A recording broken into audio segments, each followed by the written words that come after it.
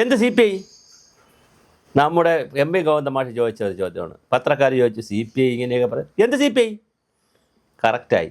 ഇന്നലെ രാവിലെ മിനിങ്ങാന്നാണ് ഗോവിന്ദമാഷ് ഇങ്ങനെ ചോദിച്ചത് എന്ത് CPI എന്ന്. അപ്പോൾ ഇന്നലെ ആളുകളെല്ലാം ചോദിച്ചു തുടങ്ങി എന്തേലും CPI, ആർക്ക് CPI, എവിടെ CPI? CPI എന്ന് പറയുന്നൊരു പാർട്ടിയുടെ ഒരു അവസ്ഥയൊന്ന് ആലോചിച്ചാലേ, ശരിക്കും പറഞ്ഞ CPI കമ്മ്യൂണിസം ഒന്നും നടപ്പിലാക്കാൻ പോകരുത്. CPIക്ക് അതൊന്നും പറ്റുന്ന കാര്യമല്ല. ഈ കോർപ്പറേറ്റ് രാഷ്ട്രീയത്തിൻ്റെ പുതിയ യുഗത്തിൽ, അധികാര രാഷ്ട്രീയത്തിൻ്റെ പുതിയ യുഗത്തിൽ, വ്യക്തിയധിഷ്ഠിതമായ ഏകാധിപത്യപരമായ അധികാരത്തിലേക്ക് രാജ്യം ചിന്തിക്കുന്ന തരത്തിൽ ഒരു സ്റ്റാലിൻ തമിഴ്നാട്, ഒരു മമതാ ബാനർജി പശ്ചിമ ബംഗാൾ, ഒരു നിതീഷ് കുമാർ ബീഹാർ, ഒരു നരേന്ദ്രമോദി ഇന്ത്യ, ഒരു പിണറായി വിജയൻ കേരളം, ഒരു ചന്ദ്രബാബു നായിഡു ആന്ധ്ര, ഇങ്ങനെ ഒരു അരവിന്ദ് കെജ്രിവാൾ ഡൽഹി, ഇങ്ങനെ വ്യക്തി അധിഷ്ഠിതമായ രാഷ്ട്രീയത്തിലേക്ക് സമൂഹം വല്ലാതെ പരിവർത്തനപ്പെട്ട കാലഘട്ടത്തിൽ, പാർലമെൻ്ററി ജനാധിപത്യത്തിൻ്റെ എല്ലാ ദുഷിപ്പുകളും കാണുന്ന കാലഘട്ടത്തിൽ CPI ഏത് യുഗത്തിലാണ് താമസിക്കുന്നത്? നിങ്ങൾ ഇടയ്ക്കിടയ്ക്ക് ഇങ്ങനെ വന്നിട്ട് ആദർശവും പറഞ്ഞ് ഇതാര് കേൾക്കാനെന്നേ? അങ്ങനെ അല്ലെങ്കിൽ നിങ്ങൾ പറയുമ്പോൾ നിങ്ങൾക്ക് പറയുന്ന ആശയത്തിലും ആദർശത്തിലും ഉറച്ചു നിന്ന് CPMനെ വരച്ച വരയിൽ നിർത്താൻ, അല്ലെങ്കിൽ മുന്നണി സംവിധാനങ്ങളെ വരച്ച വരയിൽ നിർത്താനുള്ള കപ്പാസിറ്റിയുള്ള നേതാക്കൾ വേണം. അങ്ങനെയുള്ള നേതാക്കളുമില്ല. ഇപ്പോൾ CK ചന്ദ്രപ്പനും വെളിയം ഭാർഗവനും ഒരു പരിധിവരെ കാനൻ രാജേന്ദ്രനും ഒരു പരിധിവരെയുള്ളേ.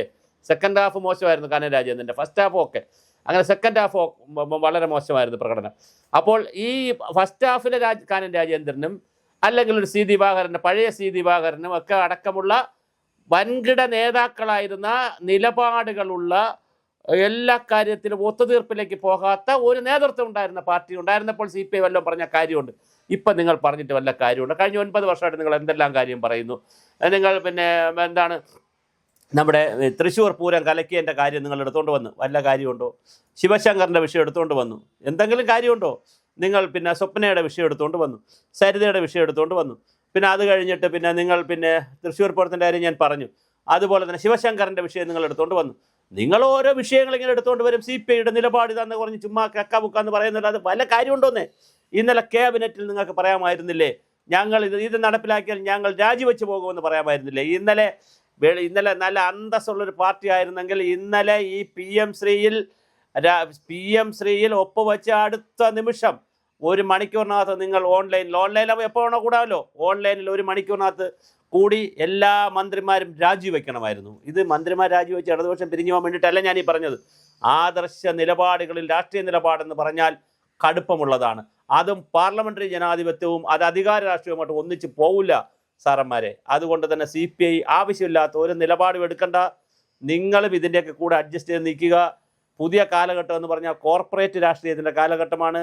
ആഗോളവർഗത്തിനെതിരെ, സാമ്രാജ്യത്വ ശക്തികൾക്കെതിരെ, മൂല്യാധിഷ്ഠിത വ്യക്തിയധിഷ്ഠിത രാഷ്ട്രീയത്തിനെതിരെയുള്ള സർഗാത്മകമായ രാഷ്ട്രീയം എന്നൊക്കെ അതൊക്കെ പോയി. അതൊക്കെ ഇപ്പം പറയാൻ പോലും കൊള്ളാത്ത വാക്കുകളാണ്. പറഞ്ഞ ആളെയൊക്കെ മനസ്സിലാവാത്ത ന്യൂ ജനറേഷനാണ് ഇവിടെയുള്ളത്. മതമൗലികവാദത്തിനെതിരായിട്ടുള്ള സർഗാത്മകമായ മതേതര ജനാധിപത്യ സോഷ്യലിസ്റ്റ് സമൂഹം എന്നൊക്കെ പറഞ്ഞാൽ പോലും ഇത് കടിച്ച പൊട്ടത്ത വാക്കുകൾ. ഇത് ആർക്കെങ്കിലും മനസ്സിലാവും? ഇത് ക്ലീഷയല്ലേ? ഇത് ശാസ്ത്ര സാഹിത്യപക്ഷത്തിനെ കണ്ടുപിടിക്കും. ഒരു പ്രസ്താവന ഇറക്കി അവരെ പണിക്ക് പോയി ഗവൺമെൻറ്റിനോടൊപ്പം നിന്ന് കിട്ടാവുന്ന എല്ലാം വാങ്ങിച്ചുകൊണ്ട് അവരെ പണി ചെയ്യും. അതിനകത്തൊന്നും ഒരു തർക്കം. അവർ മാതൃകകൾ ഉണ്ടാക്കാൻ നടക്കണം. അവർക്ക് ഇതിനൊന്നും സമയമില്ല. എന്ത് നിലപാട്? പരിസ്ഥിതി കാര്യത്തിൽ വല്ല നിലപാടുണ്ടോ? പരിഷത്തിന് സുഖം.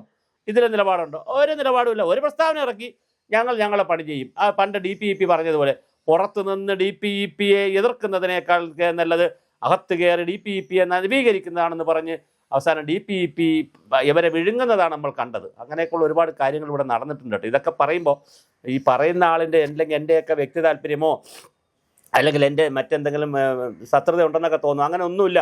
നമ്മൾ നിലപാടുകളാണ് പറയുന്നത്. എന്തായാലും CPI പറയും വിഴുങ്ങും.